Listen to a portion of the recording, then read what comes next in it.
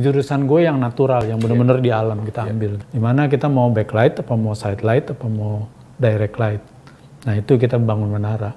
Bincang Pejalan, obrolannya daging semua. Oke, dari tadi apa tema-tema itu sampai nanti ini Bang Caca ada keinginan lagi nggak untuk bikin buku lagi? Oh iya pastilah, pasti. Karena kan apa tuh Bang? Ya, di depannya kemarin dapat buku dari Malaysia itu yang jadi terpicu lagi untuk mengupdate ular berbisanya saja. Jadi kemarin kan agak lebih general ya ular-ular di Indonesia. Oh, ini lebih spesifik. Lebih spesifik karena ular berbisa karena kan sekarang banyak kasus gigitan ular. Ular karena tadi pentingnya concernnya gue adalah tadi bahwa orang biar lebih tahu lah supaya lebih bijak gitu menangani. Karena orang nggak tahu gitu piara-piara aja, handling aja bahwa tadi kalau nggak tahu tadi bahwa kita nggak punya racun anti bisanya loh. Di Indonesia belum punya anti bisa gitu loh. Kan jadi banyak tuh Bang, apa youtuber iya, gitu. Iya. Dia mau kita nggak punya loh anti bisa, hati-hati loh gitu. Takut kan yang awamnya aja. Orang awam yang kita takutkan. Kalau orang ahli nggak apa-apa lah. Kalau orang awam yang kita takut, yang orang awam kan lebih banyak yang nggak tahunya. Kalau kita nih orang-orang ilmiah kayak gitu. Dan gue selalu tulis ilmiah populer, jadi nggak terlalu berat, terlalu ilmiah. Kemudian ada buku primata Indonesia juga. Kita punya 62 lebih primata, ya. Nggak ada buku yang representatif gitu di situ gitu di Indonesia. Buku bergambar primata bagus ya.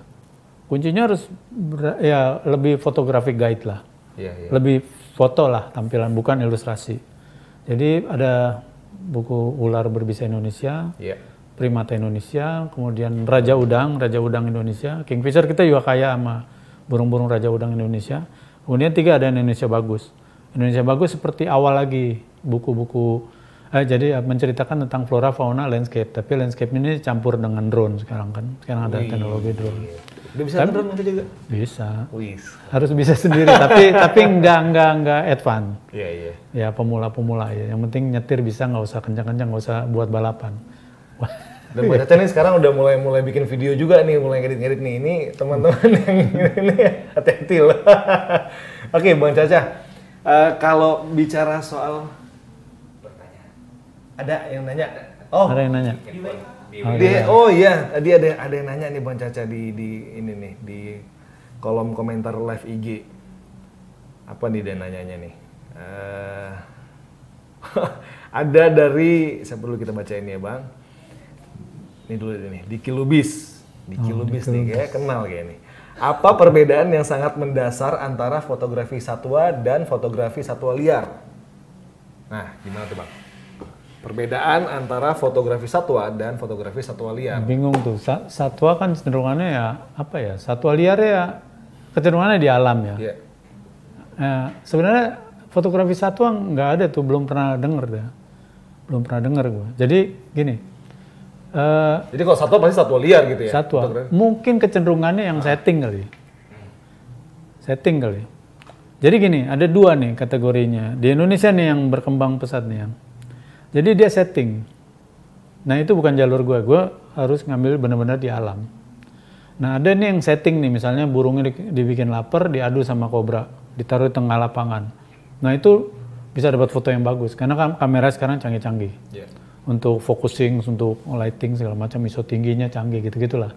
Kemudian ada lagi yang pernah saya lihat di medsos, burung hantu diadu dengan ya makan tikus atau apa ya gitu-gitulah. Jadi terpelai diadu sama kobra kayak gitu, atau di foto. Dan itu ditaruh tempat yang clear, bersih. Setting. Karena juga nggak bisa nyalain itu karena ada demand. Iya. Jadi teman-teman yang gue lihat di kota-kota besar ini sekarang udah banyak yang punya lensa besar, kemudian body canggih, body yang terkini, yang terbaru, tapi nggak punya waktu untuk ke lapangan kayak gue, ke hutan cari. Dia nggak punya waktu, dia cuma punya waktu Sabtu Minggu. Akhirnya karena ada peluang itu, ya ada beberapa lah vendor atau apa yang bikin itulah, yang bikin. Nah, gue menghindari itu karena tadi apa? Itu lebih kecenderungannya animal abuse. Oh iya benar. Ya, yang jurusan gue yang natural, yang benar-benar di alam kita ambil. Kita nungging-nungging, kita belusukkan segala macam. Itu ya bersih tuh kayak diving. Kalau nyelam bersih lah, kita keluar bersih segala macam. Nggak ada kotor-kotor. Itu udah disettingin. Misalnya dia nyamber lagi ikan di elang-elangan gitu, nyamber ikan di air gitu, kemudian udah bawa gitu aja. Tapi ya itu dia lah. Karena ada demand. Dan itu memang fotonya secara artistik sempurna.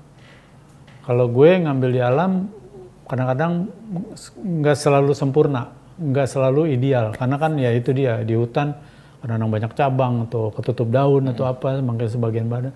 Kemudian dia terbang dan suasananya lebih gelap, focusing lari-lari ya gitu, segala macam. Nah itu tapi kepuasannya beda. Iya. Nah itu bisa ketahuan nggak sih, Bang Caca sebenarnya? Kalau dari hasil nih ya, oh ini settingan nih. Kalau gue lebih karena tadi dari biologinya ya, karena punya pengetahuan biologi, behavior segala macam itu punya sedikit pengetahuan di situ. Ya contoh, tapi ini jadi apa literatur juga nih buat penyelenggara itu ya, bahwa tadi burung hantu nggak mungkin makan siang-siang. Dia pasti makannya malam. Tapi kan di settingnya siang. Kalau ada yang buat burung hantu siang, ini pasti settingan ya. Iya. Gitu lah. Ya itu jadi kiat juga buat penyelenggara. Jadi itu bisa ini nih ya. Apalagi ada lagi satu lagi. Ada. Dari sini lo masuk. Dari siapa tuh? Dari Ya mudah-mudahan tadi jawabannya apa ya? Iya tadi puas ya. Diki Lubis tadi itu ya jawabannya. Jadi sebenarnya kalau fotografi satwa itu lebih mungkin ke setting, mungkin. Saya nggak tahu tuh kategorinya. Oke. Tadi kayaknya yang Arifan ini udah kejawab nih tadi pertanyaannya. Butuh waktu memfoto satwa liar di hutan butuh waktu berapa lama dan satwa liar apa yang paling sulit ketika difoto, ini udah dijawab tadi. Oh ya enggak waktu ya tergantung ya kan, karena kan tergantung budget juga, waktu. Iya. Gue biasanya pergi ya 2 mingguan lah. Dulu waktu masih zaman film, karena sulit ya hutan kita gelap, kita harus nunggu binatangnya diem segala macem. Mungkin sebulan setengah lah.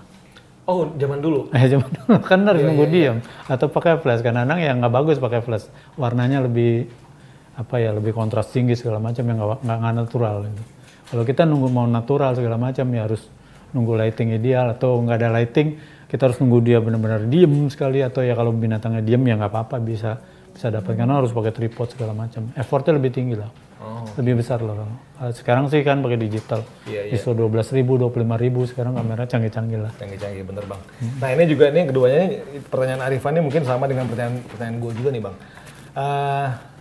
Kan tadi Bang Caca cerita bahwa ada ya karena tadi ada permintaan gitu ya, jadi sehingga mereka itu diatur lah gitu Bang ya. Nah kalau Bang Caca kan benar-benar segala sesuatu itu pasti alami gitu. Nah yang seperti itu tuh gimana, bisa ceritain nggak Bang soal persiapannya saat memfoto gitu? Terus ada nggak sih yang benar-benar satwanya ini sulit untuk difoto gitu, padahal tapi kita perlu untuk foto dia nih gitu? Atau mungkin ya tadi kayak Bang Caca bilang kan kita pasti kan tidak dipegang lah gitu ya. Tapi ketika mungkin ada nggak satwa yang ketika ada Bang Caca gitu hadir gitu ya, dia tahu kaget terus dia mungkin ke arah Bang Caca gitu, ada nggak? Itu sih nggak ada. Jadi gini nih, ini ada satwa liar tuh, ada yang di bawah, di tengah, di atas. Juga ada aktif siang, ada aktif malam. Ya, begitu kan? Artinya idealnya kan foreground clear yang kita mau.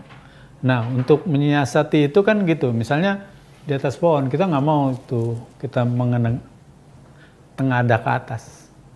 Gimana cara supaya level? Kita bikin ya manjat pohon atau bikin menara dia, supaya kita dapat level. Iya. Jadi nggak bisa memang ada sesuatu yang harus dipersiapin dulu ya? Iya, harus siapin. Makanya waktu kita mau foto apa, kita siapin apa gitu kan, kita tahu dia ya burung di lantai apa burung di tengah apa burung di atas atau mamal. Mamal tuh beda lagi. Mamalia tuh mata jalan, telinga jalan, penciuman jalan. Ya kan? Jadi kita harus benar-benar ya nggak ada wangi-wangian, baju juga jangan mencolok karena mata dia jalan. Kuping juga dia begitu lihat, begitu dia pastiin gitu. Begitu dia cium lagi gitu kan. Nah kayak begitu. Kalau burung nggak terlalu dengar. Yang kalau kita well hide udah bersembunyi baik, udah dia nggak terlalu nggak terlalu peduli, nggak terlalu lihat. Even elang pun gitu. Kalau kita ngumpet bagus, ya dia juga nggak terlalu tahu. Walaupun elang tuh matanya lebih tajam lah dari burung-burung lain. Nah kayak gitu. Nah kayak gitu-gitu. Kapan di tengah, kapan di atas. Kalau di atas ya kita harus pakai menara. Ya ada dampak yang lain ya. Ada harga lain tapi hasilnya lain. Kayak semua TV asing atau apa kan maunya level. Jadi dulu yang gue fasilitasi mereka ya bikin menara atau bikin tali temali supaya kita benar-benar di atas nunggu. Kalau bisa ya di sarang supaya dia mondar-mandir, kita nggak nunggu-nunggu. Atau pohon buah. Pohon buah pasti di sana banyak sekali binatang pemakan buah. Ya termasuk primata, termasuk burung, termasuk ya bajing segala macam itu pasti nongol. Nah, di mana kita bikin menara misalnya, itu harus pengetahuan lighting, pengetahuan fotografi kan soal lighting juga. Di mana kita mau backlight, apa mau side light, apa mau direct light. Nah itu kita bangun menara. Itu bisa geser-geser juga menaranya. Kalau tadi idealnya di sini di atas kertas, tapi jurang, kita kan geser dikit, ya miring-miring, nggak direct light juga nggak apa-apa lah, gitu-gitulah. Untuk bikin kayak gitu tuh pasti langsung di lokasi Bang? Iya, bukan sesuatu yang udah kita bawa dari awal ya? Iya, kalau kita tahu lokasinya, kita tahu akses, kita bisa langsung, nggak usah bawa apa-apa. Tapi kalau kan survei, ada survei namanya. Gue biasanya survei dulu kalau kerja sama orang asing, sama TV asing. Survei dulu, tinggal tanya mereka mau apa, yang gue lihat kurang apa beli. Beli genset. Beli scaffolding, kayak gitu-gitulah. Pasang, siapa orangnya pikul, kayak gitu-gitu. Siapa guide, berapa porter, berapa yang pasang, gitu-gitunya kan harus dihitung gitu. Persiapannya juga lumayan berarti. Lumayan kalau buat serius, buat serius.